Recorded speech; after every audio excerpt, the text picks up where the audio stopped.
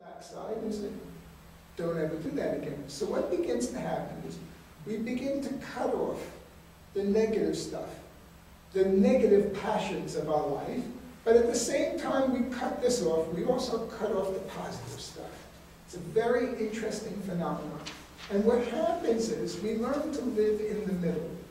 There's a middle band of things. And that's the way we lead most of our lives.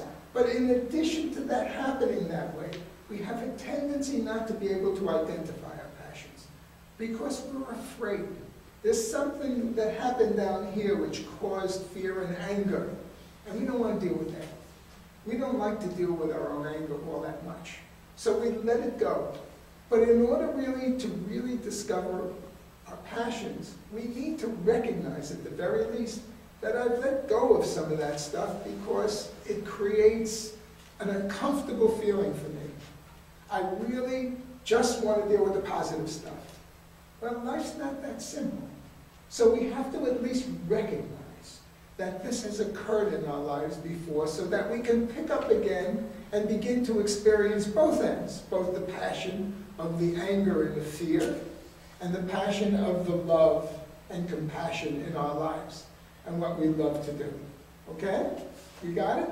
Okay, so passion is something you really got to think about, but it would be nice. Is anybody passionate about something? What are you passionate about? My grandchildren. Your grandchildren. All right. Terrific. Anybody else? Sports, grandchildren. Great. My friends. Good. All right. I'm in that middle. It's not easy to let go of that middle, huh? You just want to become passionate about something? Yeah, I like to sing my goose bed in Nevada. Okay. Okay. Think about this, because passion is one of the things that leads us to a little bit more opening. If you learn what it was that you left behind at the negative end, you might also discover some of the positive end. So I want to do just a 5-minute life purpose meditation. Life purpose meditation. So I'm going to have you, if anybody objects to closing their eyes, you don't have to do this. And I'm going to teach you how to do something called square breathing.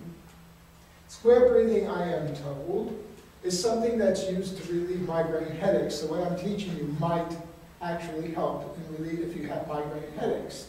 So you're going to breathe into the count of 3.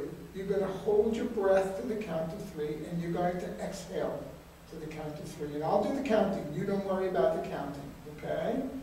And while you're doing this, what I want you to do is I want you to put yourself in a place that for you is very serene, very calm, in some instances very loving. And I want you to be very relaxed. And then I'll ask you some questions. So if you want, you may close your eyes right now. And I'm going to do some square breathing. We're going to do it 3 times, and I will do the counting. I want you to inhale,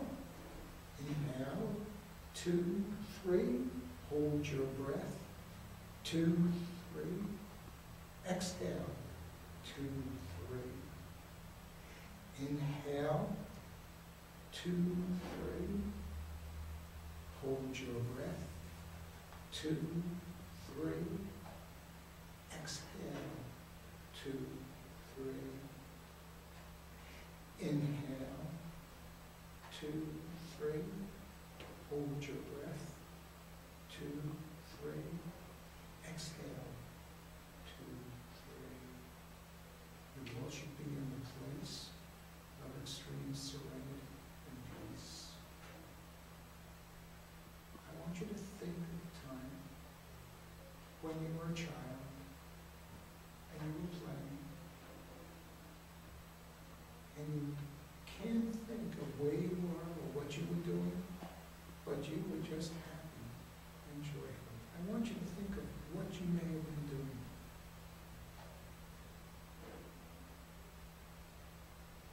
I want you to think of what you do now, that when you do this thing, you're not there.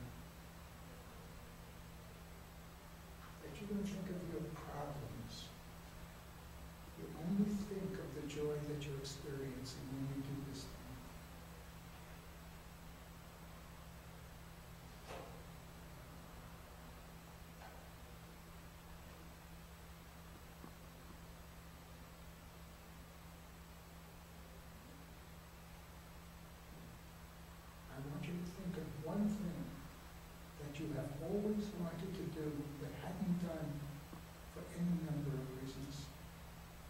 What was the one thing that you always wanted to do?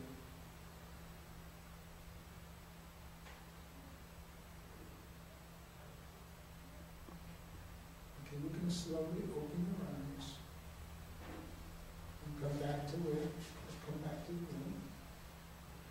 Let me think of something during this thing that was something they really loved to do, that you were passionate about. And we discussed this, and we try to move it. Probably work in a zoo. Worked in a zoo? You worked in a zoo? No, I would like to. Oh, really? Wow. Interesting. How did you get to that? Animals. Okay, great. The opportunity isn't there, though. But How do you know that? How do you know that? I don't have a degree in zoology. Time. Time. Okay, so listen to me for a second. Frequently, my clients will say to me, I can't do that. And I'll ask, why? And I'll say, I just can't. I don't have the education, I don't have the money, I don't have whatever it is. And I say, where did you hear that you can't do it? Well, you know, John told me that, you know, that kind of stuff is no good. Or I told me, don't trust yourself in this regard. Because you're telling yourself something that may make you feel uncomfortable. Because you may need to learn something new, and you may have to pay for it, and you may have to go to school. I don't know what. But you don't know that you can't do this. You've told yourself that. But you don't know that, do you? Probably not. Good. I just want you to recognize that that kind of thinking is what stops us from accomplishing and achieving our passions and a great deal of satisfaction, joy, and love, and fun in our retirement, is what we tell ourselves we can't do. It's an easy way out of perhaps making ourselves slightly uncomfortable. Anybody else think of something else? That was great. Thank you. Anybody else? No? We like to travel all over the world. You like to travel? That's not my passion too. And are you not traveling now? No. Why is that? It was my, after retirement I thought I can, but I couldn't now. Why? I stuck with the, Did you Stuck ever with my hear son of and my going husband. on volunteer vacations? no, I can't. Okay, so you're a nurse. And one of the things that you could do is go on a volunteer vacation and maybe pay a little bit, but it's not nearly as much as a vacation would cost if you had to pay for the whole thing. Ask me about it again, and I'll tell you more about the website that has volunteer vacations on it. Okay? Anybody else think of something they would? You know, want to do? Yes.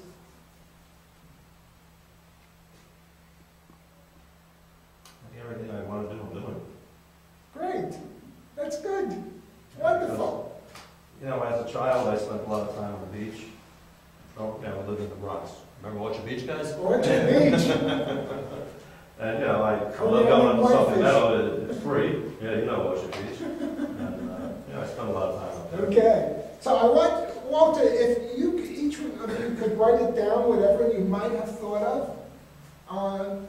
Did you think of anything? But you like numbers. Okay. I wonder whether or not there's something you could do that will give you more interest at this particular point of your life. We should explore that a little bit. Okay, so we did our square breathing. I'm not going to talk about making a commitment right now, but I will recommend on page 10, I want you to pay particularly close attention to page 10. It's one of the greatest quotes I've ever seen. Until one is committed, there is hesitancy. The chance